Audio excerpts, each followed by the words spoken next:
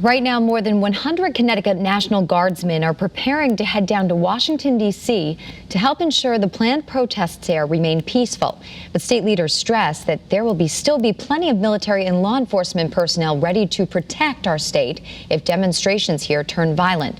Channel 3 Eyewitness News reporter Roger Susanna joins us now live right outside the Capitol in Hartford to explain. Good morning, Roger.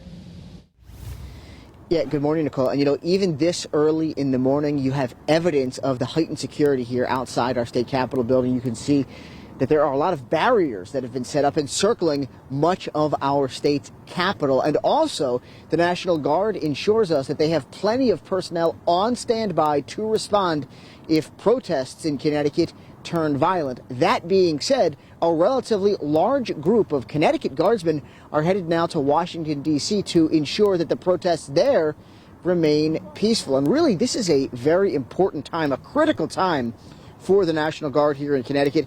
They are preparing to serve in many different ways, in many different places.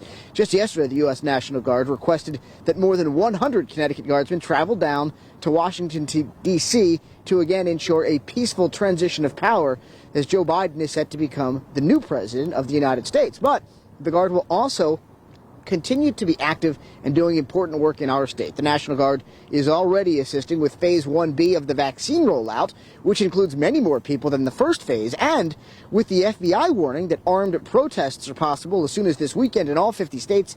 Captain David Pitlick of the Connecticut National Guard says they will be standing by for the next 8 days, ready to be called in at a moment's notice. We have a role to play. We have a job to do. We don't want to see a repeat of last week. And by the way, the more than 100 Connecticut National Guardsmen who are headed to D.C. will be joined by thousands of military personnel in our nation's capital through the inauguration. Reporting live outside our state's capital in Hartford, I'm Roger Susanna, Channel 3 Eyewitness News.